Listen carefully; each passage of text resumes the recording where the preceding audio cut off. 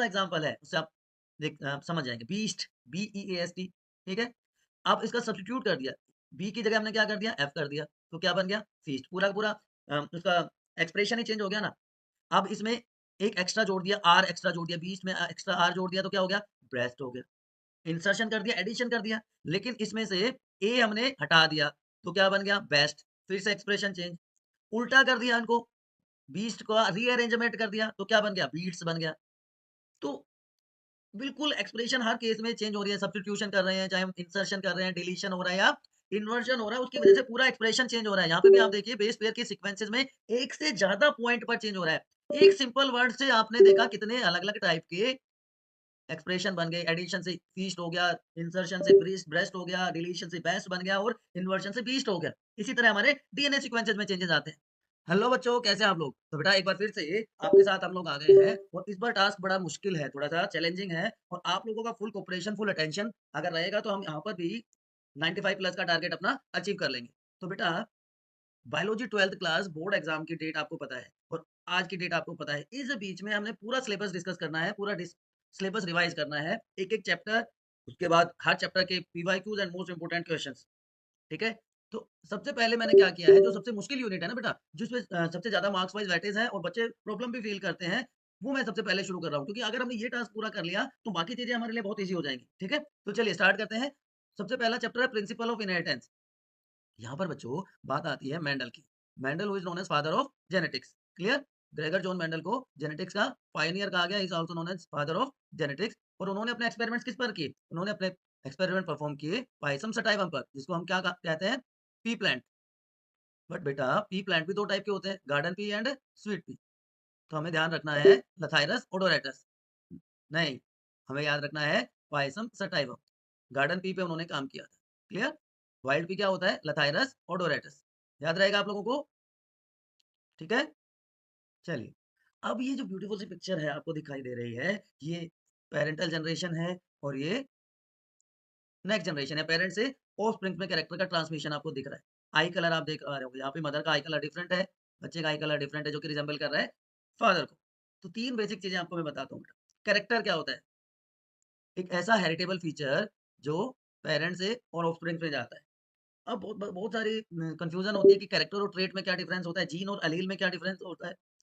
तो एक कैरेक्टर की जो वेरिएंट फॉर्म्स हैं, अलग-अलग उसके जो वैराइटीज़ हैं, उनको क्या कहा जाता है? ट्रेट। जैसे हम आई कलर की बात कर रहे हैं यहाँ पर, तो आई कलर में ब्राउन, ब्लू, रेड आई जो भी आई का कलर होता है, वो उसका ट्रेट हो गए कि ब्राउन आई और ब्लू आई। कैरेक्टर क्या है? आई कलर है, लेकिन उसके ट्रेट क्या हो गए? ब्राउन, ब्लू, रेड जो भी आई। इसी तरह शॉर्ट फॉर्म ऑफ अ या शॉर्ट सेगमेंट ऑफ डीएनए उसको हम क्या कह देते हैं? That is known as gene, ठीक है? जैसे हाइट एक कैरेक्टर था, उसका जो जीन है, उसकी जो कंट्रास्टिंग फॉर्म होंगी वो क्या कहलाएँगी? एलील कहलाएँगी, capital T and small T. याद रहेगा आपको? तो ये बेसिक्स थी जिसे हम स्टार्ट कर रहे हैं, क्योंकि एक-एक चीज़ यहाँ पे बहुत एक-दूसरे से जुड़ी होगी, बहुत बार-बार वही सब वर्ड्स आएँगे, तो आपको अटेंटिव रहना बहुत ज़रूरी है। चलिए, अब मेंडल का एक्सपेरिमेंट क्या था? मेंडल ने पायसम सटाइवम पे काम किया, पी प्लांट पे काम किया। क्यों किया? क्योंकि वो क्यों पी प्लांट को स्टडी किया, सेलेक्ट किया? ईज़िली अवेलेबल था, बाइसेक्सुअल प्लांट होता है, ईज़िली अवेलेबल था और मोर नंबर ऑफ कंट्रास्टिंग ट्रेट्स हैं, शॉर्ट लाइफ स्पैन होता है। इन सब कैरेक्टर्स की वजह से उन्होंने पी प्लांट को स्टडी किया, लेकिन उन्होंने बाकी सबसे अलग मेथोडोलॉजी यूज़ की। ऐसा नहीं है कि मेंडल से पहले किसी ने इस तरह के जेनेटिक्स के एक्सपेरिमेंट नहीं किए, ट्रांसमिशन को स्टडी करने की कोशिश नहीं की। तो 4 पैरामीटर्स पे उन्होंने अपने एक्सपेरिमेंट को स्टडी किया। सबसे पहले सिलेक्शन, कि जो भी प्लांट लिया, वो किसके ऊपर बेस्ड था? कॉन्ट्रास्टिंग कैरेक्टर के ऊपर। कि अगर हाइट की बात करें, एक टॉल था तो एक ड्वार्फ था। इमैस्कुलेशन, क्योंकि ये बाइसेक्सुअल प्लांट है, सेल्फ पॉलिनेशन रोकने के लिए उन्होंने क्या किया? मेल पार्ट एंथर को रिमूव कर दिया, ठीक है? और वो बन गया फीमेल पैरेंट या फीमेल प्लांट। पॉलिनेशन क्या कैसे करवाया? जो पोलन ग्रेन्स थे मेल पैरेंट से, वो कलेक्ट करके फीमेल पैरेंट पे ट्रांसफर किए, डस्ट करवाए एंड सीड्स को कलेक्ट किया, जिससे कि नए ऑर्गेनिजम्स प्रोड्यूस हो सके, ठीक है? तो ये flower parent as male and female, anther को रिमूव कर दिया इमैस्कुलेशन के थ्रू और ट्रांसफर करवाया पोलन ग्रेन्स को फीमेल पार्ट, ठीक है? और जो नए ऑर्गेनिजम्स प्रोड्यूस हुए, उनको कलेक्ट किया गया, सीड्स को कलेक्ट किया। अब ये 7 कंट्रास्टिंग ट्रेट थे, जिस पे मेंडल ने काम किया। स्टेम हाइट जो को प्लांट हाइट हम कह सकते हैं, flower colour, flower position, pod shape, pod colour, seed shape and seed colour. First column में जो कैरेक्टर है वो डोमिनेंट है और आपको सिंबल रिप्रेजेंटेशन में हमेशा याद रखना है, जो डोमिनेंट कैरेक्टर होगा उसका फर्स्ट लेटर कैपिटल फॉर्म में लिखा जाता है। तो हाइट को अगर हम लिखना है तो कैपिटल टी हो गया डोमिनेंट के लिए, और small T same letter but smaller form में, ये क्या हो जाएगा, recessive. Small T will be recessive. ठीक है बच्चों, ये 7 कैरेक्टर्स मेंडल ने स्टडी किए। अब इनहेरिटेंस पैटर्न कैसे था, उन्होंने 2 तरह के क्रॉस परफॉर्म किए। एक में एक जीन की इनहेरिटेंस एक बार में स्टडी की, और दूसरी बार में या दूसरे मेथड में 2 जीन्स की इनहेरिटेंस को एक बार में स्टडी किया। जब एक कैरेक्टर को एक बार स्टडी किया जाता है, ऐसे क्रॉस को बेटा कह देते हैं मोनोहाइब्रिड क्रॉस। ठीक है? तो एक क्रॉस जिसमें 2 प्लांट सिर्फ एक कैरेक्टर या एक कैरेक्टर के पेयर में डिफर करें, वो क्या कहलाएगा, मोनोहाइब्रिड क्रॉस। जैसे यहाँ पे हाइट ऑफ द प्लांट या स्टेम लेंथ लिया गया है।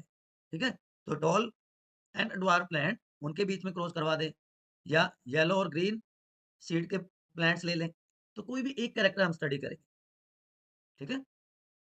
तो ये जैसा कि आप देख सकते हो, स्टेम हाइट की बात कर रहे हैं पहले, तो होमोजाइगस टॉल प्लांट जो कैपिटल टी है, उसको homozygous dwarf plant small T के साथ क्रॉस करवाएं। ड्यूरिंग गैमेट फॉर्मेशन इस तरह से एक-एक कैरेक्टर, एक-एक गैमेट यहाँ पे बन जाएगा, और F1 जनरेशन में सारे के सारे कैसे होंगे, हेटेरोजाइगस टॉल। डोमिनेंट का मतलब ये होता है कि ऐसा फीचर जो हेटेरोजाइगस कंडीशन में F1 जनरेशन में अपने आप को एक्सप्रेस करे, वो होता है डोमिनेंट कैरेक्टर। तो F1 जनरेशन में हेटेरोजाइगस टॉल प्लांट होंगे, और उनको जब आपस में सेल्फ क्रॉस करवाया जाएगा, तो F2 जनरेशन में 2 टाइप के गैमेट्स बनेंगे, capital T and small T. अब इनको अगर हम पनेट स्क्वायर की हेल्प से लिखेंगे, तो इस तरह से लिख सकते हैं। तो 3 तरह के गैमेट्स यहाँ पे बन रहे हैं बच्चों। ठीक है ना? 3 तरह के गैमेट्स बन रहे हैं, या 3 तरह के ऑर्गेनिजम्स यहाँ पे प्रोड्यूस होंगे, rather than homozygous tall, heterozygous tall and homozygous dwarf. और उनकी रेशियो क्या है, 1:2:1। तो अगर इनकी फिनोटिपिक और जीनोटिपिक रेशियो हम देखते हैं, तो फिनोटिपिक रेशियो क्या आएगी, 1:2:1। और जीनोटिपिक रेशियो क्या आएगी, 3 टॉल है, तो ये तो क्या आ गया इसका फिनोटाइप, 3 टॉल एंड 1 ड्वार्फ। और जीनोटाइप में एक होमोजाइगस टॉल, 2 हेटेरोजाइगस टॉल और एक होमोजाइगस रिसेसिव होगा। ठीक है? तो ये 3 टॉल और 1 ड्वार्फ, 3:1, ये फिनोटिपिक रेशियो, एट 1:2:1, ये जीनोटिपिक रेशियो यहाँ पर ऑब्टेन होती है। याद रहेगा आप लोगों को? चलिए, यहाँ तक कोई कंफ्यूजन है तो प्लीज मुझे एक बार बताइए, अदरवाइज हम आगे चलते हैं। दूसरा टाइप का प्रोसेस में जब हम इनहेरिटेंस पैटर्न देखते हैं, तो होता है back cross and test cross. कि अगर एक F1 ऑर्गेनिज्म को, F1 हाइब्रिड को किसी भी पेरेंट के साथ क्रॉस करवा दिया जाए, तो वो कहलाएगा बैक क्रॉस। कि अब अभी हमने देखा था कि जो टॉल और ड्वार्फ प्लांट थे, उनके थ्रू F1 जनरेशन में हेटेरोजाइगस टॉल प्लांट प्रोड्यूस हुए। क्लियर? अब इनको क्या करना है, इसको जो F1 ऑर्गेनिज्म था, उसको किसी भी पेरेंट के साथ अगर क्रॉस करवा दे, तो वो क्या कहलाएगा, बैक क्रॉस। ठीक है? लेकिन अगर F1 ऑर्गेनिज्म को डबल रिसेसिव पेरेंट के साथ क्रॉस करवाएंगे, then it is known as test cross. तो back cross and test cross याद रहेगा आप लोगों को? तो mono hybrid test cross ratio क्या आती है, हमेशा 1:1। अब यहाँ पे देखिए, चेकर बोर्ड की हेल्प से आप इसको भी बना सकते हैं।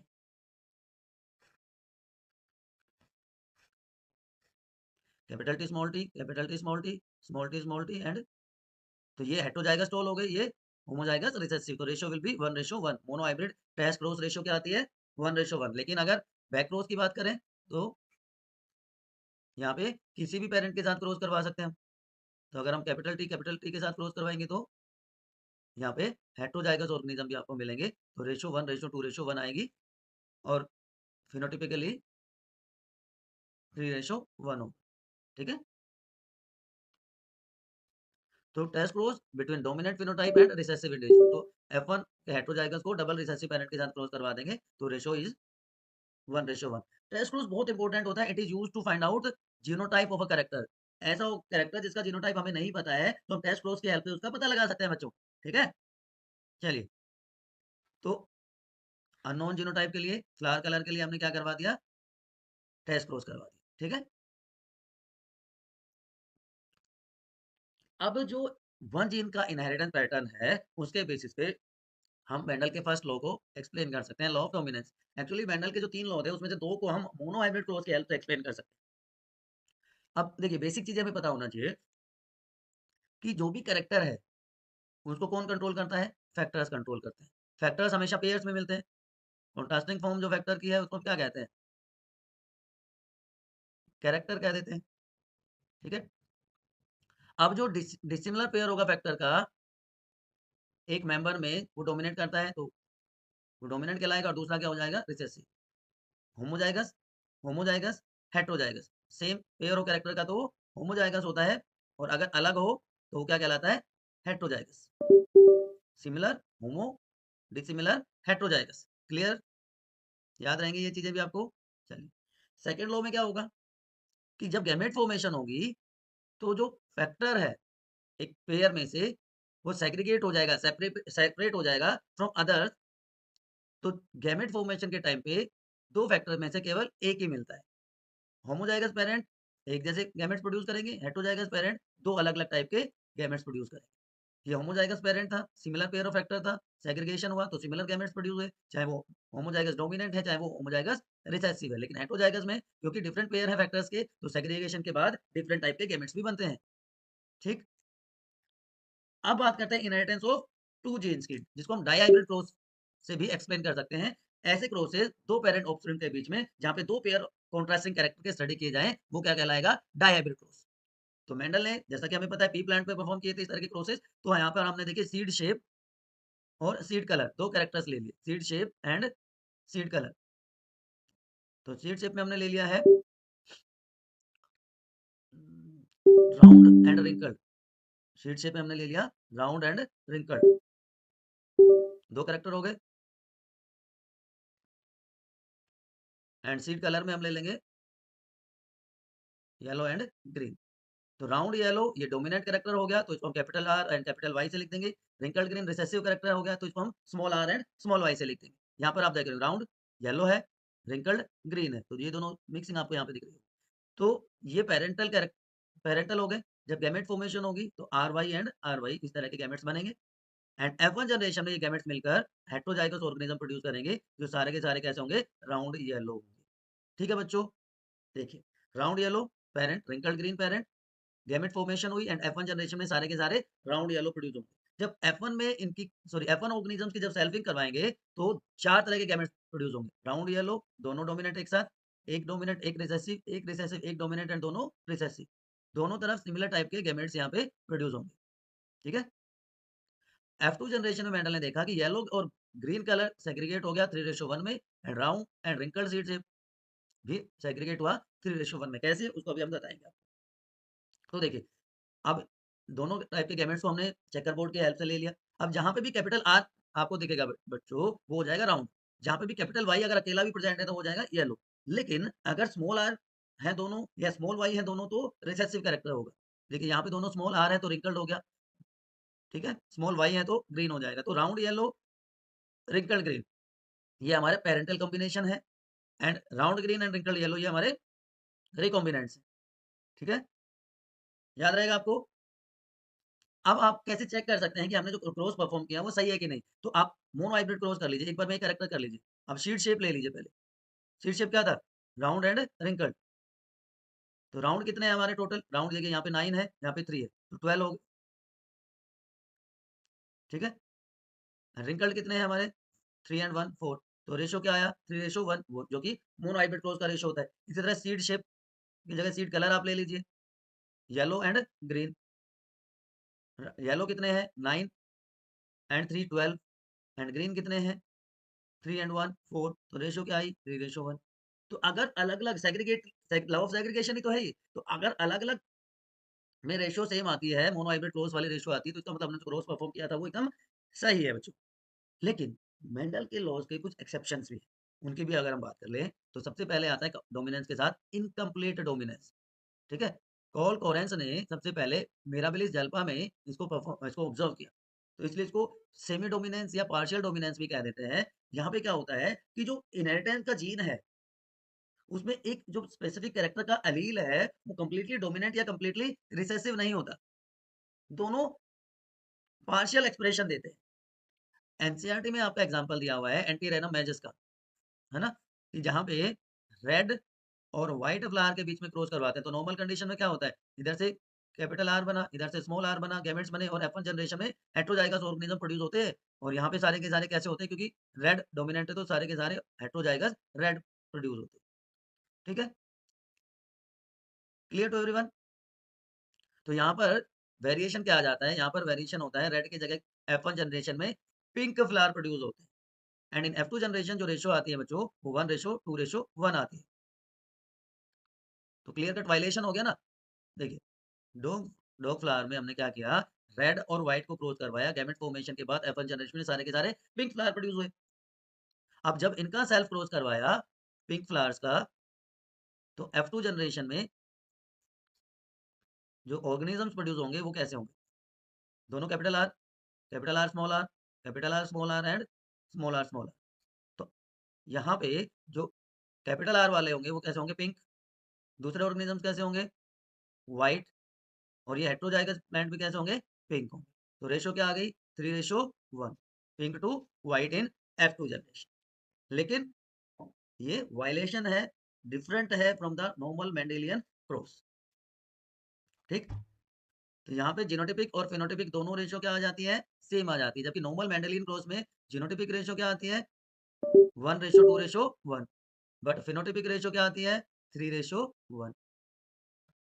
और इनकम्प्लीट डोमिनेंस में जीनोटिपिक और फिनोटिपिक रेशो दोनों होती है same.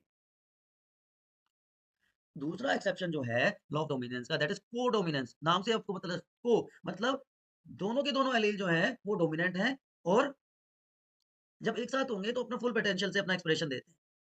A B blood grouping जो है ह्यूमन बींग्स में, वो इसका बेस्ट एग्जांपल है। बेटा अब अगर आपको याद हो, ब्लड ग्रुपिंग जो है ह्यूमन बींग्स में, it is controlled by glycoprotein I. Glycoprotein I human beings में ब्लड ग्रुपिंग को कंट्रोल करता है। अब ये तीन फॉर्म में मिलता है, आई ए, आई बी एंड आई नोट। ठीक है, आई नोट का मतलब तो वैसे एब्सेंट है, तो आई ए एंड आई बी आप कह सकते हो। ठीक, तो तीन अलील हैं इसके। अब जो एबीओ लोकस है वो क्रोमोसोम नंबर 9 पे प्रेजेंट है। आई ए का मतलब एंटीजन ए प्रोड्यूस करेगा, आई बी का मतलब एंटीजन बी प्रोड्यूस करेगा, और आई नोट या आई का मतलब है कोई एंटीजन प्रोड्यूस नहीं होगा। ठीक है, अब होमोजाइगस और हेटेरोजाइगस दोनों कंडीशन में ए ब्लड ग्रुप होगा, यहाँ पे दोनों कंडीशन में बी ब्लड ग्रुप। लेकिन जब दोनों एक साथ प्रेजेंट हैं तो दोनों अपना अपना एक्सप्रेशन देंगे और ब्लड ग्रुप क्या हो जाएगा, ए बी। इसका मतलब ए और बी को डोमिनेंट है और आई है रिसेसिव। और जब दोनों होमोजाइगस रिसेसिव कंडीशन में होगा तो होता है ब्लड ग्रुप ओ। तो इनकम्प्लीट डोमिनेंस और को डोमिनेंस का फर्क आपको समझ आ गया। इनकम्प्लीट में पार्शियल है, को डोमिनेंस में इक्वल कंट्रीब्यूशन। एक और एग्जांपल, एक और एक्सेप्शन क्या होता है, multiple allele A B O blood grouping in human beings, A B O तीनों एक साथ। ठीक है, अब इसमें क्या होता है, ये पॉपुलेशन स्टडी जब की जाती है, जहाँ पे सिंगल जीन का प्रोडक्ट हमें एक से ज्यादा इफेक्ट दे, तो इस तरह के रिजल्ट हमें देखने को मिलते हैं। तो एबीओ ब्लड ग्रुप हो गया ह्यूमन बींग्स में। इसके अलावा स्टार सिंथेसिस जो पी सीड्स में है, वो भी इसका एग्जांपल है, क्योंकि वहां पे भी जो स्टार्च सिंथेसिस का जीन है उसके दो एलील होते हैं, capital B and small B. Homozygous capital B होंगे और वो लार्ज स्टार्च ग्रेन्स प्रोड्यूस करेंगे। जो स्मॉल बी है, होमोजाइगस रिसेसिव है, वो स्टार्च सिंथेसिस उसमें कम होगी, रिंकल सीड्स प्रोड्यूस होंगे। और जो हेटेरोजाइगस कंडीशन है उसमें राउंड सीड्स प्रोड्यूस होते हैं, जो कि मीडियम साइज के होंगे, ना छोटे ना बड़े। तो F1 जनरेशन में राउंड सीड्स प्रोड्यूस होते हैं, इंटरमीडिएट साइज के सीड्स प्रोड्यूस होते हैं। याद रहेगा बेटा आपको।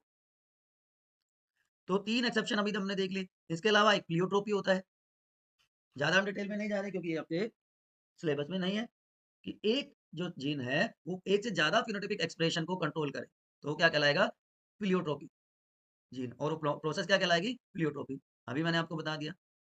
ठीक है, एक और एग्जांपल होता है पॉलीजेनिक इनहेरिटेंस। पॉली का मतलब मैनी, जेनिक का मतलब जीन्स, कि बहुत सारे जीन्स की इनहेरिटेंस, कि जब बहुत सारे जीन मिलकर एक सिंगल कैरेक्टर को रेगुलेट करें तो वो क्या कहलाएगा, पॉलीजेनिक इनहेरिटेंस। है ना। इसका बेस्ट या हम कह सकते हैं क्लासिकल एग्जांपल जो है वो है स्किन कलर इन ह्यूमन बींग्स। स्किन कलर हमारी बॉडी का, वो इसका बेस्ट एग्जांपल है। ठीक है, ह्यूमन में स्किन कलर जो है वो कंट्रोल होता है तीन जीन से, A B and C, three genes control.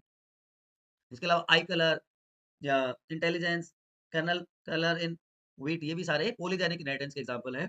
तो आप देखिए यहाँ पे कितनी सारी वेरिएशन है। अगर तीनों डोमिनेंट एक साथ होंगे तो निग्रो प्रोड्यूस होगा।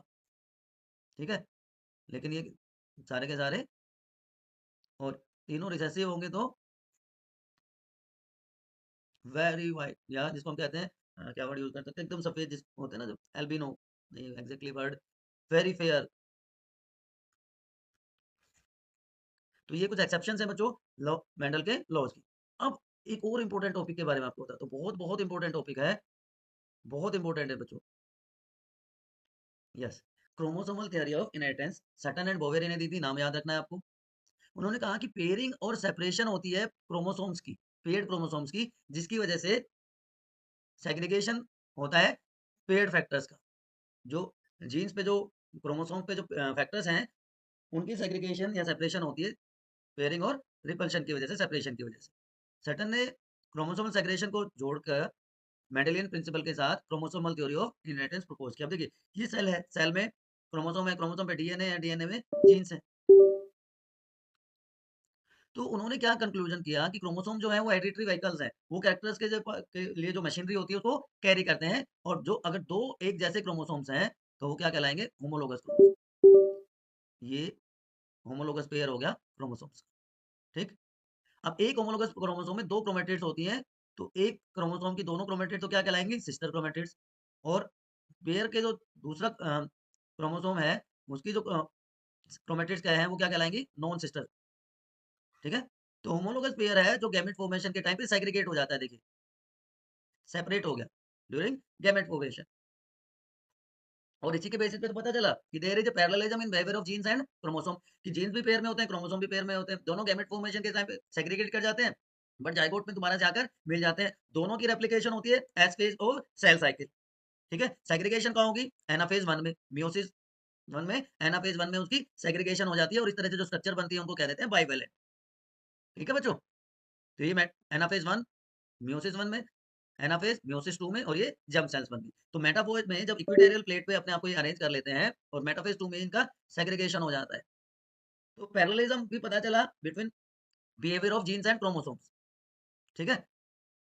अब देखिए, यहाँ पे क्या-क्या पॉसिबिलिटीज़ हैं कि होमोलोगस पेयर तो सेग्रीगेट करके ड्यूरिंग गैमेट फॉर्मेशन, और इंडिपेंडेंट जो पेयर्स होंगे वो इंडिपेंडेंटली सेग्रीगेट करेंगे, लॉ ऑफ इंडिपेंडेंट असॉर्टमेंट, लेकिन वो एक-दूसरे की एक्सप्रेशन को इंटरफेयर नहीं करेंगे। जैसे ह्यूमन बॉडी में आप देखते हो बहुत सारे कैरेक्टर हैं, आई कलर है, स्किन कलर है, हेयर कलर है, लेकिन ऐसा थोड़ी है कि आई कलर स्किन कलर को इंटरफेयर करे या स्किन कलर हेयर कलर को इंटरफेयर करे, ऐसा नहीं होता है ना। तो देखिए यहाँ पे क्या-क्या हो रहा है, होमोलोगस पेयर है क्रोमोसोम का, होमोलोगस पेयर है, 2 इक्वली जो अरेंजमेंट, जो पॉसिबल अरेंजमेंट है मेटाफेज 1 पे, वो आपको दिख रहे हैं। कि यहाँ पर देखिए ये अलग अरेंजमेंट है, और ये अलग अरेंजमेंट है, ठीक है? सेग्रीगेशन हो गया, क्रोमोसोम सेपरेट हो गए, यहाँ पे भी सेग्रीगेशन हो गया, और पॉसिबल कॉम्बिनेशंस आप देखिए, पॉसिबल कॉम्बिनेशंस यहाँ पर आपको दिखाई दे रहे होंगे।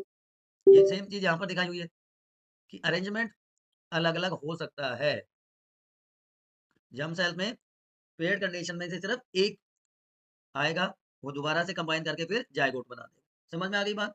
कि पेयर्ड कंडीशन सेपरेशन, फिर जाइगोट में फिर से कॉम्बिनेशन दिखाना है आपको। Clear to everyone? बेटा जहाँ पे भी कंफ्यूजन है बता दीजिए, बड़ा टिपिकल सा चैप्टर है, लेकिन मेरे को सबसे ईज़ी लगता है जहाँ पे भी अगर एक बार आप पकड़ गए ना, तो आपको कोई कंफ्यूजन नहीं होने वाला। 10 सेकंड वेट करता हूँ, आप अपना एक बार चेक कीजिए।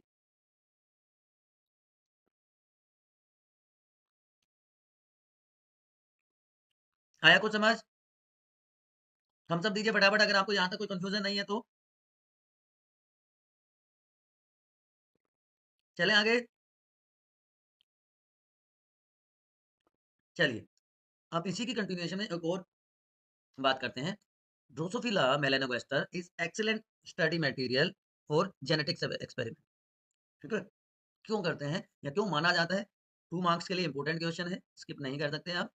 क्योंकि शॉर्ट जनरेशन टाइम है, लाइफ साइकिल जो है 12 से 14 दिन की होती है, उसी में ब्रीडिंग होती है, और ब्रीडिंग थ्रू आउट ईयर हो जाती है, कोई पर्टिकुलर टाइम पीरियड नहीं होता। मेल और फीमेल ईज़िली दिखाई दे जाते हैं, मेल जो है छोटा होता है, फीमेल के कंपैरिजन में साइज़ का डिफरेंस होता है, ठीक है? किसी भी सिंथेटिक मीडियम पे उसको ग्रो कर सकते हैं, हैंडल करना ईज़ी है, large number of progeny are produced in one mating, and many type of hereditary variations, जो कि लो पावर के माइक्रोस्कोप से भी हम देख सकते हैं, वो पाई जाती हैं। देखिए ये मेल है, small in size, female is large in size, ठीक है? तो इसलिए ड्रोसोफिला मेलानोगास्टर को एक्सीलेंट स्टडी मटेरियल कहा जाता है फॉर जेनेटिक एक्सपेरिमेंट्स। अब लिंकेज क्या होता है और क्रॉसिंग ओवर क्या होता है? लिंक करना देखो बेटा, अगर वर्ड बाय वर्ड भी आप चलोगे तो आपको समझ आ जाएगा। लिंक का मतलब एसोसिएशन, यहाँ पे किसके एसोसिएशन? फिजिकल एसोसिएशन है 2 या 2 से ज़्यादा जीन्स की एक क्रोमोसोम पे। अब देखिए, मान लीजिए मैं कह यहाँ पर ये क्रोमोसोम है, इसको हम ऐसे भी बना सकते हैं। अब एक क्रोमोसोम पे बहुत सारे जीन्स प्रेज़ेंट हैं। Clear to everyone? अब इन दोनों जीन्स के साथ रहने की प्रोबेबिलिटी या इनहेरिट करने की प्रोबेबिलिटी ज़्यादा है एज़ कम्पेयर टू इस जीन के साथ। याद रहेगा? ठीक है ना? तो ये क्या कहलाया? लिंकेज। तो जो लिंक्ड जीन है वो इंडिपेंडेंट असॉर्टमेंट नहीं दिखाएँगे ना, क्योंकि वो सेग्रीगेट नहीं होंगे, सेपरेट नहीं होंगे। लेकिन रिकॉम्बिनेशन क्या होगी? कि जो नॉन पैरेंटल जीन है, उनका जो कॉम्बिनेशन बनता है, वो क्या कहलाएगा? रिकॉम्बिनेशन। और इंडिपेंडेंट असॉर्टमेंट की वजह से होता है क्रॉसिंग ओवर। थोड़ी देर पहले मैंने आपको बताया था, होमोलोगस पेयर जो क्रोमोसोम का है, उसमें से एक आर्म में जो क्रोमैटिड्स होंगी, वो क्या कहलाती हैं? Sister chromatids. दूसरी जो होती हैं, वो क्या कहलाएँगी? Non sister chromatids. तो क्रॉसिंग ओवर क्या होता है? क्रॉसिंग ओवर होता है exchange of segment between non sister chromatids और होमोलोगस पेयर ऑफ क्रोमोसोम। कि एक्सचेंज हो रही है आर्म्स, ये दोनों आर्म्स अगर एक्सचेंज होती हैं, तो वो क्या कहलाएगा? Crossing over. Exchange of arms between non sister chromatids of homologous pair of chromosome. तो जीन 1 और जीन 2 दोनों पास-पास है, वो लिंक्ड जीन्स कहलाएँगे। लेकिन जो दूर-दूर हैं, अलग-अलग क्रोमोसोम्स पे लोकेटेड हैं, तो वो क्या कहलाएँगे? अनलिंक्ड जीन्स या नॉन लिंक्ड। एक ही क्रोमोसोम पे हैं, लेकिन डिस्टेंस आप देखिए, अलग-अलग क्रोमोसोम पे हैं, तो भी अनलिंक्ड हो जाएँगे। ये पास-पास हैं, तो टाइटली लिंक्ड हो गए। ये दूर-दूर हैं, तो लूज़ली लिंक्ड हो गए। ठीक? समझ आई बात? चलिए। तो लिंक मॉर्गन ने क्या कहा? मॉर्गन ने बहुत सारे डाइहाइब्रिड प्रोसेस परफॉर्म किए ड्रोसोफिला मेलानोगास्टर पे, जिससे वो उनको पता चले कि सेक्स लिंक्ड जीन्स का इनहेरिटेंस कैसे होता है। पहले उन्होंने क्या किया? फर्स्ट क्रॉस में yellow bodied and white eyed female.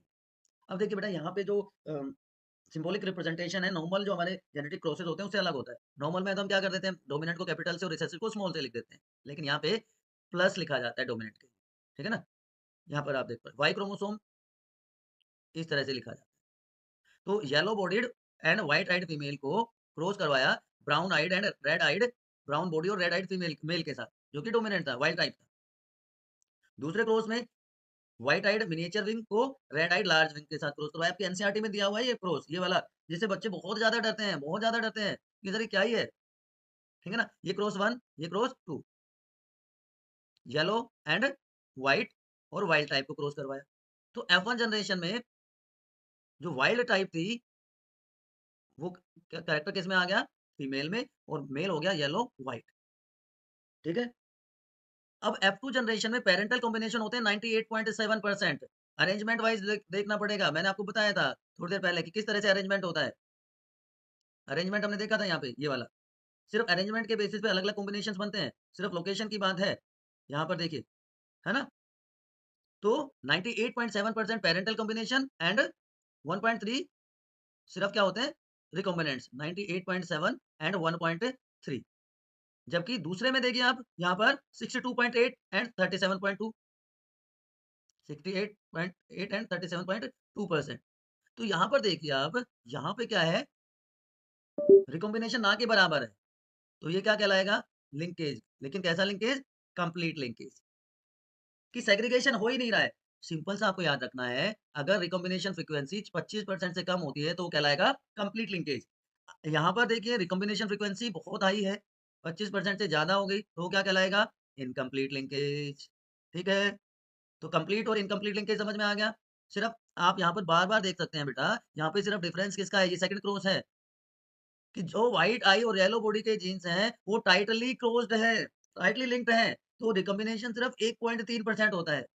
लेकिन जो व्हाइट एंड मिनिएचर विंग के जो जीन्स हैं, वो लूज़ली लिंक्ड हैं, मतलब वो इनकम्प्लीट लिंकेज शो करेंगे। तो रिकॉम्बिनेशन की फ्रीक्वेंसी बढ़कर हो जाती है 37.2%। तो टाइटली लिंक्ड या complete linkage, low recombination frequency, loosely linked genes, high recombination frequency.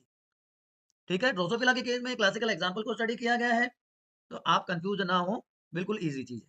ठीक है? तो कंप्लीट एंड इनकम्प्लीट लिंकेज आपको याद रखना है। Recombination frequency less than 25%, complete more than 25% recombination, incomplete linkage. सीधा सा है ना बेटा, देखिए, ये क्रोमोसोम्स है हमारे पास, ये क्रोमोसोम है हमारे पास, या ये होमोलोगस पेयर आपको दिखा देते हैं। अब यहाँ पे जो है जीन्स, उनके चांसेस जो ज़्यादा होंगे ना इनहेरिटेंस करने के, ट्रांसमिट होने के एक साथ, तो वो क्या हो गए? Linked genes. अब इसके कंपैरिजन में इसके चांसेस बहुत कम है, या अगर यहाँ पे प्रेजेंट है तो इसके इनहेरिट इनहेरिट होने के चांस कम है, तो क्या हो गए? Unlinked jeans.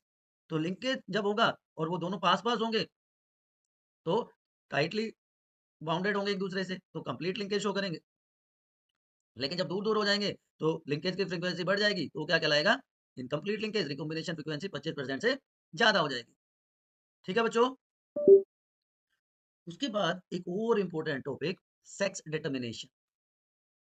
3 टाइप का मैकेनिज़्म होता है सेक्स डिटर्मिनेशन का। X X, X not type. देखिए ये होमोजाइगस है, ये हेटेरोजाइगस है। ये ध्यान रखना है पहले, हेटेरो एंड होमोजाइगस। एग्ज़ाम्पल्स यहीं से आपको याद हो जाना चाहिए, फ़ोटो देख के ही। ग्रास ऊपर है, ठीक है? ड्रोसोफिला है एंड ये क्या है? हैन है। अब आप कहोगे सर हम कहाँ गए ह्यूमन बीइंग्स, यही तो होता है X X, X Y type. तो सबसे पहले X X, X not type जो कि मैंने आपको अभी बताया ग्रास ऊपर में। यहाँ पर देखिए जो मेल है वो हेट्रोगैमेटिक है। Mail is हेट्रोगैमेटिक। हेट्रोगैमेटिक का मतलब अलग-अलग टाइप के गैमेट्स हैं। जबकि फीमेल्स आर होमोगैमेटिक। दोनों एक्स क्रोमोसोम है। तो मेल हेट्रोगैमेटिक का एग्जांपल क्या है? X X, X not type. Male heterogametic, female homogametic, grasshopper में ये देखने को मिलता है। बिल्कुल सिंपल सी बात, कोई इफ बट नहीं, कोई कॉम्प्लिकेशन नहीं देखना, है ना? उसके बाद खुद के वाला देख लो, ह्यूमन बीइंग्स में कौन-सा होता है? एक्स एक्स एंड कौन-सा? एक्स वाई होता है ना? ठीक है। एक्स एक्स, एक्स वाई यहाँ पे ये देखिए क्या है? यहाँ पे भी मेल हेट्रोगैमेटिक है और फीमेल होमोगैमेटिक है। X Y in male and X X in female. Drosophila में भी आपको दिख रहा है, X X in female Drosophila and X Y in male Drosophila. तीसरा टाइप था Z Z Z W type. यहाँ पे उल्टा हो गया, यहाँ पे मेल होमोगैमेटिक है एंड फीमेल इज हेट्रोगैमेटिक। दो टाइप के गैमेट्स कौन प्रोड्यूस कर रहा है? फीमेल प्रोड्यूस कर रही है। हैन में, बर्ड्स में फीमेल हेट्रोगैमेटी देखने को मिलती है। अब हमारी इंडियन सोसाइटी की, इंडियन कल्चर की एक मेजर प्रॉब्लम है बेटा, आपने भी सुनी होगी, पढ़ी होगी। हमारी सोसाइटी में जो अगर गर्ल चाइल्ड बोर्न होती है तो फीमेल्स को ब्लेम किया जाता है। ये एक बहुत बड़ा मिसकंसेप्शन है हमारे सोसाइटी में। देखिए टोटल नंबर ऑफ क्रोमोसोम क्या है ह्यूमन बीइंग्स में? 46 क्रोमोसोम है, जिसमें 22 जो पेयर हैं वो ऑटोसोम्स के होते हैं और जो लास्ट पेयर होता है उसको कहते हैं बच्चों सेक्स क्रोमोसोम। सेक्स क्रोमोसोम है एक्स एक्स फीमेल्स में और एक्स वाई इन मेल में। तो मेल हेट्रोगैमेटिक है। तो अगर मेल का वाई क्रोमोसोम फीमेल के एक्स क्रोमोसोम के साथ कंबाइन होगा तभी तो बॉय या मेल चाइल्ड या गर्ल चाइल्ड, सॉरी बॉय या सन बोर्न होता है। अगर मेल का एक्स फीमेल के एक्स के साथ जुड़ेगा तो हमेशा डॉटर डॉटर ही होगी। तो जब फीमेल के पास एक्स वाई क्रोमोसोम है ही नहीं तो उसको हम कैसे ब्लेम कर सकते हैं?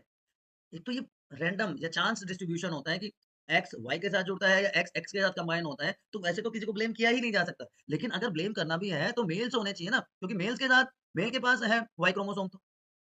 वैसे तो इक्वल प्रोबेबिलिटी है फर्टिलाइजेशन के टाइम पे, रैंडम रैंडम कॉम्बिनेशन होता है। बट अगर ब्लेम करना ही है तो मेल शुड बी रिस्पांसिबल। ठीक है? तो ये misconception as a science student, as a biology student आपको ये टैबू हटाने की ज़रूरत है हमारी सोसाइटी से। अब एक और यूनिक केस है सेक्स डिटर्मिनेशन का, सेक्स एक्सप्रेशन का, हनी बीज़। बेटो बेटा हनी बी में जो फीमेल्स होती हैं वो होती हैं diploid. Diploid number of chromosome होता है 32 और मेल्स होते हैं हैप्लॉइड। हमेशा एन नंबर ऑफ क्रोमोसोम होता है क्योंकि मेल जो है वो प्रोड्यूस होते हैं बाय प्रोसेस पार्थेनोजेनेसिस। इसलिए फीमेल में सेक्स डिटर्मिनेशन को haploid diploid sex determination system भी कहा जाता है। हैप्लॉइड डिप्लॉइड सेक्स डिटर्मिनेशन कि जो मेल है वो माइटोटिकली डिवाइड करके स्पर्म्स या मेल गैमेट्स प्रोड्यूस करेगा। तो इसलिए मेल में फादर नहीं होते, उनके बेटे नहीं होते, लेकिन उनके ग्रैंडफादर हो सकते हैं और ग्रैंडसन हो सकते हैं। कैसे देखिए, क्वीन का मतलब फीमेल है जो कि डिप्लॉइड है, 2n इक्वल टू 32 है। ड्रोन का मतलब मेल है जो कि हैप्लॉइड है, n इक्वल टू 60। ठीक। अब यहाँ पर गैमेट फॉर्मेशन हुई तो यहाँ पे तो n ही रहेगा, इक्वल नंबर तो पार्थिनोजेनेसिस के थ्रू प्रोड्यूस हो। ठीक है, पार्थिनोजेनेसिस हो गया, फर्टिलाइजेशन के बिना ऑर्गेनिज्म डेवलप हो रहा है। तो जो ड्रोन प्रोड्यूस होगा, मेल जो प्रोड्यूस होगा वो हमेशा हैप्लॉइड होगा और जो फीमेल्स होंगी चाहे वो वर्कर हैं चाहे वो क्वीन है, सारी की सारी डिप्लॉइड होंगी क्योंकि ये कंबाइन कर जाएगा। ठीक है, तो फीमेल मेल और फीमेल दोनों प्रोड्यूस कर रही हैं, जबकि मेल से सारे के सारे मेल्स प्रोड्यूस होते हैं। तो फीमेल म्यूटिक डिवीजन करके, रिडक्शनल डिवीजन करके मेल प्रोड्यूस करती हैं। मेल्स में माइटोसिस होगा और फीमेल प्रोड्यूस हो जाएगी।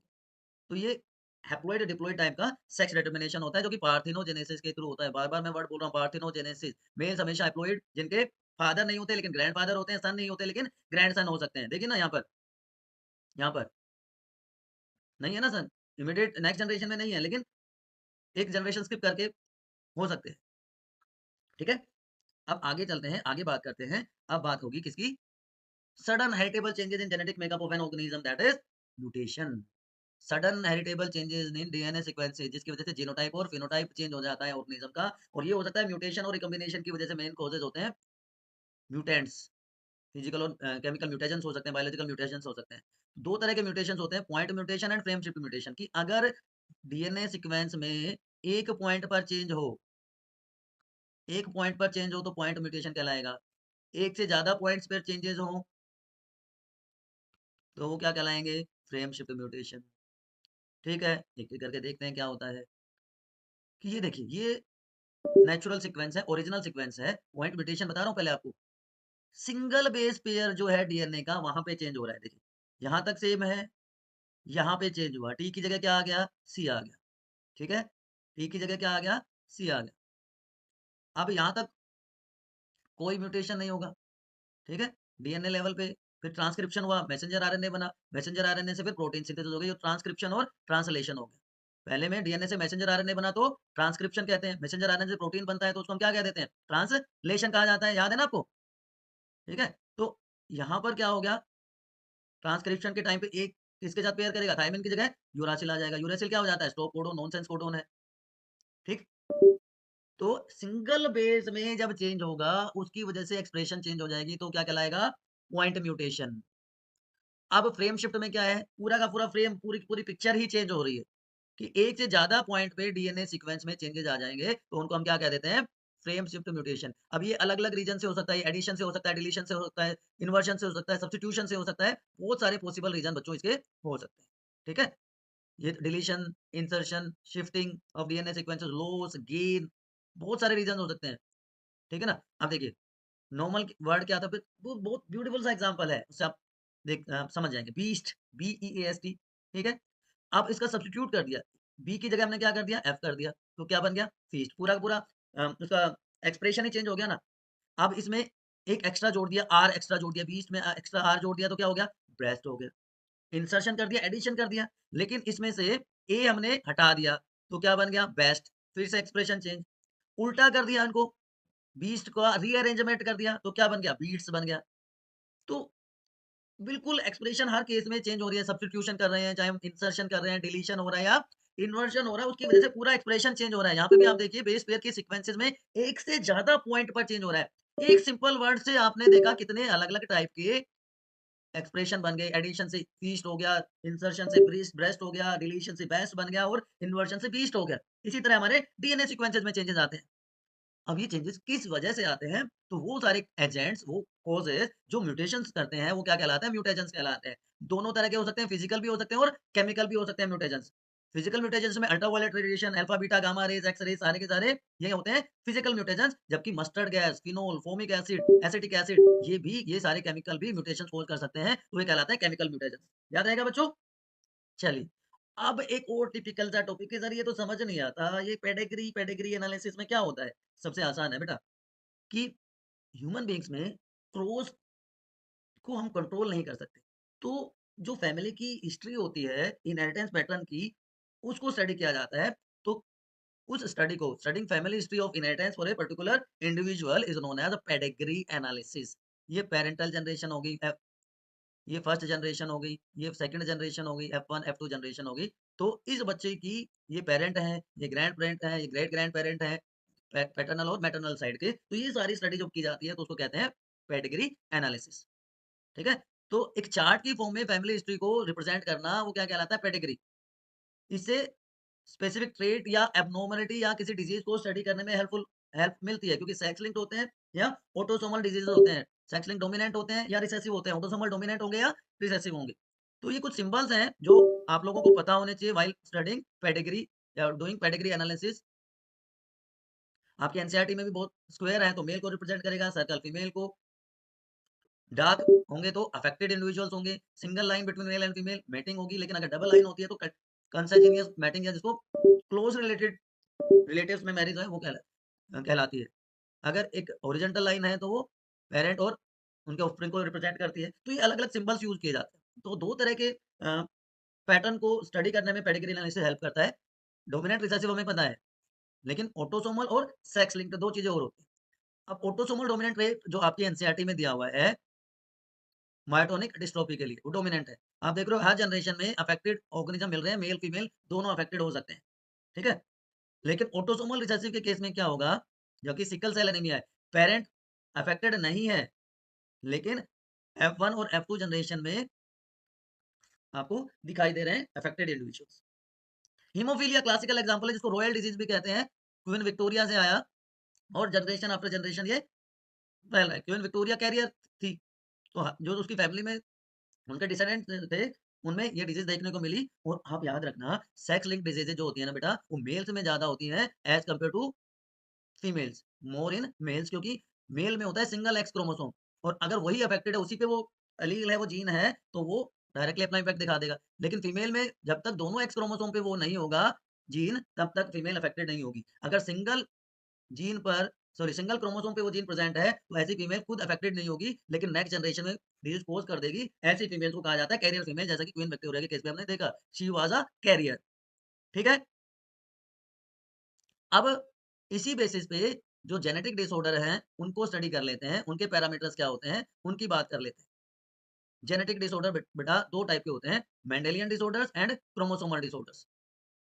जीन्स और क्रोमोसोम में जो चेंजेस होते हैं, उनकी वजह से जो डिसऑर्डर्स होंगे, उनको जेनेटिक डिसऑर्डर कहा जाएगा। तो haemophilia, colour blindness, thalassaemia, sickle cell anaemia, phenylketonuria और सिस्टिक फाइब्रोसिस, ये सारे के सारे हैं मेंडेलियन डिसऑर्डर। ये थोड़े से ज्यादा है, तो आप इनको याद रख लीजिए, chromosomal down, Turner and Klinefelter syndrome, ये 3 क्रोमोसोमल है, बाकी सारे आपके सिलेबस में है मेंडेलियन डिसऑर्डर्स। एक-एक करके बात करते हैं, बहुत इंपॉर्टेंट है, इसमें से पक्का आपको एक क्वेश्चन मिलने वाला है। तो लेट्स स्टार्ट। जेनेटिक डिसऑर्डर जिनको मेंडेलियन डिसऑर्डर कह सकते हैं, जो मेंडेलियन इनहेरिटेंस पैटर्न को फॉलो नहीं करते, वो क्या कहलाते हैं? क्या कहलाते हैं? Mendelian disorders. नहीं, वो फॉलो करेंगे। हम उसको पेडिग्री एनालिसिस से स्टडी कर सकते हैं। देखिए ना, the inherited pattern of Mendelian disorder can be traced in family by pedigree analysis. ठीक है? मेनली पॉइंट म्यूटेशन होते हैं, सिंगल जीन में म्यूटेशन की वजह से हो सकते हैं। ये सारे एग्जांपल मैंने अभी आपको बताए। तो सबसे पहले रॉयल डिजीज की बात कर लेते हैं। ये सिंबल्स बहुत बहुत इंपॉर्टेंट हैं। ये अगर आपने ध्यान रख लिए, तो आप इससे रिलेटेड कोई भी न्यूमेरिकल आएगा, आप सोल्व कर लोगे। ये सेक्स लिंक्ड रिसेसिव ट्रेट है, रिसेसिव डिजीज है। यहाँ पे जो जो ब्लड क्लॉटिंग है, वो प्रोसेस अफेक्टेड हो जाती है, and paired gene capital H and small H जो है, वो उसको कंट्रोल करते हैं। कैपिटल नॉर्मल एलील है और स्मॉल एच हीमोफिलिक एलील है। तो अगर दोनों हीमोफिलिक एलील प्रेजेंट है, तो वो फीमेल अफेक्टेड होगी, दोनों एक्स क्रोमोसोम पे होते ही। लेकिन मेल में अगर एक, क्योंकि एक एक्स है और उसपे अगर वो एलील है, तो वो अफेक्टेड होगा। ये नॉर्मल फीमेल क्योंकि दोनों कैपिटल एच है, ये कैरियर फीमेल हेटेरोजाइगस क्योंकि एक एक्स पे स्मॉल एच है जो कि हीमोफिलिक एलील है। ठीक है? तो हीमोफीलिया फीमेल्स में रेयर है, क्योंकि जब मदर में दोनों एक्स क्रोमोसोम पे हीमोफीलिया का एलील या क्योंकि स्मॉल एच जब तक प्रेजेंट होगा, ठीक है ना, तब वो अफेक्टेड होगी। अगर एक है तो वो कैरियर हो जाएगी। ठीक है? कलर ब्लाइंडनेस बहुत कॉमन प्रॉब्लम है, ये भी sex linked x linked recessive disorder है, कि रेड और ग्रीन जो कोन सेल्स होती हैं ह्यूमन आई की, उसकी वजह से रेड और ग्रीन कलर में डिफरेंशिएट नहीं कर पाता पेशेंट। ठीक है ना? मेल्स में फिर से आप देख पा रहे होंगे 8% of males but only 0.4% of females are affected. Normal colour vision में ग्रीन ग्रीन ही दिखेगा, येलो येलो ही दिखेगा, लेकिन कलर ब्लाइंड के केस में सबको ग्रीन नहीं दिखेगा। ठीक है? आप यहाँ से आप चेक करके बताइए, आपको ये दिख रहा है कि नहीं दिख रहा? कितना नंबर है ये बताइए कमेंट सेक्शन में फटाफट बताइए। अगर आपको ये क्लियरली दिखाई नहीं दे रहा नंबर, तो आपको कलर ब्लाइंडनेस हो सकती है। फटाफट बताइए बेटा कमेंट सेक्शन में। देखिए, नॉर्मल एलील सी है, रिसेसिव एलील स्मॉल सी है। अब फीमेल फीमेल में अगर दोनों एक्स क्रोमोसोम पे स्मॉल सी होगा, तो वो कलर ब्लाइंड होगी। अब कलर ऑफ ए हेटेरोजाइगस अगर कैरियर फीमेल है, कैरियर फीमेल का मतलब एक कैपिटल टी एक स्मॉल टी, तो 50% चांस है कैरियर फीमेल के बेटे में कलर ब्लाइंडनेस होने का। लेकिन डॉटर कब कलर ब्लाइंड होगी? कि मदर तो कैरियर हो और फादर कलर ब्लाइंड हो। Mother carrier and father colour blind, then only daughter will be colour blind. ठीक है? चलें आगे। तो कलर ब्लाइंडनेस और हीमोफीलिया 2 एग्जांपल अभी अभी तक हमने आपके लिए देखे हैं। उसके बाद बात करेंगे अगले कैरेक्टर की, नहीं थैलेसीमिया हम बाद में डिस्कस करेंगे। उससे पहले हम बात करते हैं सिकल सेल एनीमिया की। ये हो गया हमारा या सिकल सेल एनीमिया। अभी तक हमने देखे थे सेक्स लिंक्ड रिसेसिव, ये क्या है? Autosomal recessive. ठीक है?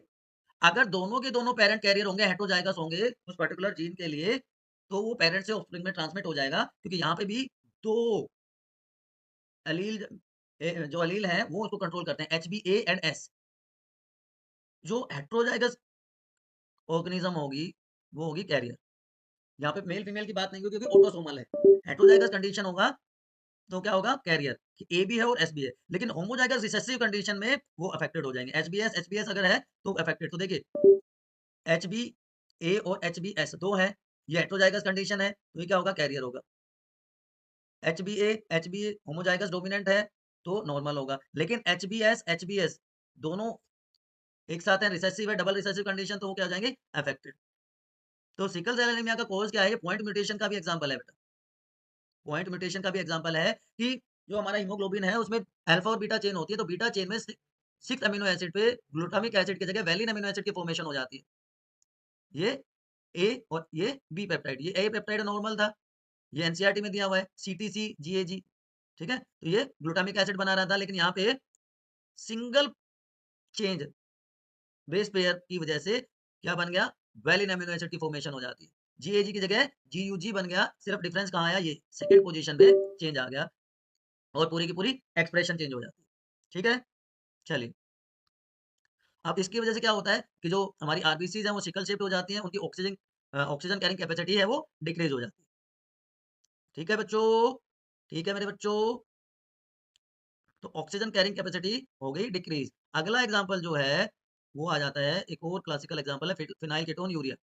इसको एनबोर्ड एरर ऑफ मेटाबॉलिज्म कहा जाता है कि जो नॉर्मल पर्सन है उसमें डायट्री प्रोटीन जो होती है फिनाइल एलानिन, उसको फिनाइल हाइड्रोक्सिलेज एंजाइम टायरोसिन में कन्वर्ट कर देता है। लेकिन पेशेंट में ये एंजाइम होता है एब्सेंट, जिसकी वजह से पायरुविक एसिड इकट्ठा हो जाता है, ठीक है, ठीक है। अब ये पायरुविक एसिड में बदल गया, टायरोसिन की जगह क्या बन गया, पायरुविक एसिड के फॉर्म में इकट्ठा हो जाता है, ये है प्रॉब्लम। तो ऐसे पेशेंट में क्या होगा, ब्रेन रिगार्डिंग प्रॉब्लम्स हो जाएंगे, मेंटल रिटार्डेशन हो जाएगा, और ये फिनाइल एलानिन है जो यूरिन में, यूरिन के थ्रू पास होगा बॉडी से। तो अनअफेक्टेड कैरियर फादर है, यहाँ पे देख पा रहे होंगे, अनअफेक्टेड कैरियर मदर है, ठीक है। तो 25% चांसेस हैं कि अनअफेक्टेड होगा, लेकिन 50% चांसेस हैं कि अनअफेक्टेड कैरियर होगा, लेकिन 25% चांसेस तो है ना अफेक्टेड होने की, ठीक। थैलेसीमिया और एक खतरनाक बीमारी और एक खतरनाक कंडीशन, ये भी ऑटोसोमल रिसेसिव ट्रेट है, जहाँ पे ट्रांसमिशन होता है अनअफेक्टेड कैरियर हेटेरोजाइगस पेरेंट से ऑफस्प्रिंग्स में। ये भी म्यूटेशन की वजह से होता है कि जो दो टाइप का होता है, थैलेसीमिया ए और थैलेसीमिया बी। अल्फा और बीटा जो चेन है हीमोग्लोबिन की, उसमें उनकी रिड्यूस सिंथेसिस हो जाती है और एब्नॉर्मल हीमोग्लोबिन बनता है, एनीमिया कॉज कर देता है। तो थैलेसीमिया क्वांटिटेटिव प्रॉब्लम है, कम ग्लोबिन मॉलिक्यूल सिंथेसिस हो रहे हैं, जबकि सिकल सेल एनीमिया क्या थी, क्वालिटेटिव थी, क्योंकि क्वालिटी चेंज हो गई थी, ग्लूटामिक एसिड की जगह वैलिन बन जाता है, इनकरेक्ट फंक्शनिंग थी ग्लोबिन मॉलिक्यूल्स की। तो अल्फा थैलेसीमिया में क्या होगा, अल्फा जो ग्लोबिन चेन थी वो अफेक्टेड हो जाएगी, तो जो क्लोज रिलेटेड जिनको लिंक्ड जीन कहते हैं, एचबीए और एचबीए2 क्रोमोसोम 16 पे होगा तो अल्फा थैलेसीमिया याद रखना है, ठीक है ना। लेस अल्फा मॉलिक्यूल प्रोड्यूस होंगे, क्रोमोसोम 16 पे है तो अल्फा थैलेसीमिया, और अगर क्रोमोसोम 11 पे है तो बीटा थैलेसीमिया। यहाँ पे सिंगल जीन है एचबीबी जो कि क्रोमोसोम 11 है, 11 पे है, वो कंट्रोल कर रहा है, लेकिन यहाँ पे एचबीए1 और एचबीए2 दो जीन जो है क्रोमोसोम 16 के, वो अल्फा थैलेसीमिया को कंट्रोल करते हैं, ठीक है। यहाँ तक कोई कंफ्यूजन है तो बताइए, कोई कंफ्यूजन नहीं है। अब बात करते हैं क्रोमोसोमल डिसऑर्डर्स की बेटा। क्रोमोसोमल डिसऑर्डर्स में या तो एब्सेंस हो सकती है, या एक्सेस हो सकती है, या रीअरेंजमेंट हो सकता है। हमने देखा था ना, बीस्ट फीस्ट बीट्स। तो एनुप्लॉइडी और पॉलीप्लॉइडी दो वर्ड यूज किए जाते हैं। एनुप्लॉइडी का मतलब गेन और लॉस ऑफ क्रोमोसोम, या तो सेग्रीगेशन ना हो क्रोमेटिड्स का, उस रीजन से हो सकता है सेल डिवीजन के टाइम पे। देखिए नॉर्मल प्लॉइडी है ये। अब यहाँ पे 2n+2n-2 नल सोमिक, एन यहाँ पे मान लीजिए कितना भी हो सकता है। मोनोसोमिक का मतलब लेस हो गया या ज्यादा हो गया, बताइए। यहाँ पे तीन पेयर दिख रहे हैं, यहाँ पे एक एक्स्ट्रा है, 2n-2। टेट्रासोमिक में डबलिंग हो जाएगी, नंबर बढ़ जाएगा, डबली टेट्रासोमिक 2n+2+2। तो यहाँ पे देखिए ड्रास्टिकली इंक्रीज हो रहा है नंबर, है ना। या तो गेन हो जाएगा या लॉस हो जाएगा, और इस वजह से कुछ डिसऑर्डर्स भी देखने को मिलते हैं ह्यूमन बॉडी में। अब पॉलीप्लॉइडी में पूरा का पूरा सेट, जैसे पॉइंट और फ्रेम शिफ्ट म्यूटेशन की बात थी। अब साइटोकाइनेसिस की सिंथेसिस नहीं होती during telophase of cell division. Plants में कॉमनली देखने को मिलता है, cytokinesis synthesis important role play करती है प्लांट्स में। अब मान लीजिए डिप्लॉइड नंबर क्रोमोसोम का था 6, 2n+6, मियोसिस हुआ तो n = 3 हो जाएगा। लेकिन यहाँ पे क्रोमोसोम का नंबर गैमेट्स का नंबर रिड्यूस नहीं हुआ और ये सारे के सारे जुड़ गए, तो 4n हो गया। तो डबलिंग हो गई ना, पॉलीप्लॉइडी होगी। तो haploid n, diploid 2n, triploid 3n and tetraploid 4n। 4n का मतलब ये नहीं कि 24 हो जाएगा, 2n 6 था तो 4n क्या होगा, 12 हो जाएगा। और इस वजह से जो कॉमन डिजीजेज होते हैं ह्यूमन बीइंग्स में, उसका सबसे क्लासिकल एग्जांपल आप कह सकते हो, जो कि बहुत बहुत इंपॉर्टेंट भी है, डाउन सिंड्रोम, जिसको मंगोलिज्म भी कहते हैं। ट्राइसोमी हो जाती है क्रोमोसोम नंबर 21 की। तो नॉर्मल 46 क्रोमोसोम, तो 45 ऑटोसोम प्लस XX, ठीक है। तो XY हो गया या XX हो गया, तो नॉर्मल 46 की जगह 47 क्रोमोसोम हो गए। यहाँ पे देखिए ट्राइसोमी ऑफ क्रोमोसोम नंबर 21, तो जिसकी वजह से कैरेक्टरिस्टिक्स क्या हो जाते हैं, देखिए ये फीचर्स हो जाते हैं। शॉर्ट हो जाएगा, स्मॉल हेड होगा, फरोड टंग हो जाएगी, ओपन माउथ रहेगा, पाल्मर क्रीज हो जाएगी, रिटार्डेड फिजिकल और मेंटल ग्रोथ हो जाएगी, और बाय बर्थ हार्ट डिजीज हो सकते हैं ऐसे बच्चों में, कंजेनाइटल हार्ट डिजीज हो सकते हैं। ठीक है, ये सारे कैरेक्टरिस्टिक्स होते हैं, फीचर्स होते हैं ऐसे बच्चों में। सिमियन क्रीज, पाल्मर क्रीज जिसको कहा जाता है। दूसरी डिजीज जो इसी तरह से है, रिलेटेड है, दैट इज क्लिनफेल्टर सिंड्रोम। ये एडिशन है, एक्स क्रोमोसोम एक्स्ट्रा हो जाता है, XXY। तो ऐसे मेल जिनमें फीमेल के कैरेक्टर्स आ जाए, ठीक है, मेल विद फीमेल कैरेक्टर्स, जैसे मैस्कुलाइन डेवलपमेंट होगी ओवरऑल तो, लेकिन ब्रेस्ट डेवलपमेंट हो जाएगी, जिसको गायनेकोमास्टिया कहा जाएगा। ऐसे मेल स्ट्राइल होते हैं, वो रिप्रोड्यूस नहीं कर पाते। मेंटली रिटार्डेड होते हैं, XXY, extra x chromosome, body पे हेयर नहीं होंगे लेकिन ब्रेस्ट एनलार्जमेंट देखने को मिलता है। और इसका जस्ट अपोजिट कर दें, जस्ट अपोजिट क्या हो जाएगा, Turner syndrome, absence of x chromosome, तो 44 प्लस एक्स नॉट। तो ऐसी फीमेल जिसमें मेल के कैरेक्टर्स आ जाए, ये नॉर्मल फीमेल है XX, लेकिन यहाँ पे सिर्फ एक एक्स क्रोमोसोम होता है। तो इनके फीचर्स में ओवरीज रुडिमेंट्री हो जाएंगी, तो ये भी स्ट्राइल होती है, ये भी रिप्रोड्यूस नहीं कर सकती। ठीक है, सेकेंडरी सेक्सुअल कैरेक्टर्स देखने को नहीं मिलती, ये भी मेंटली रिटार्डेड होते हैं और डिवार्फ हो जाते हैं। तो बेटा, ये था आपका पहला chapter, principle of inheritance and variation. सबसे मुश्किल काम हमने सबसे पहले शुरू किया है, और बायोनीति है ही इसीलिए कि आपकी जो प्रॉब्लम्स हैं उनको सॉर्ट आउट करना। ठीक है, और आप बताइए कमेंट सेक्शन में कि आपने किसको टैग किया, किसको शेयर किया, और फिर साथ ही अंतिम युद्ध लड़ते हैं, जैसे कि 95 प्लस मार्क्स आप स्कोर कर पाए। Till then keep studying, see you soon, मिलते हैं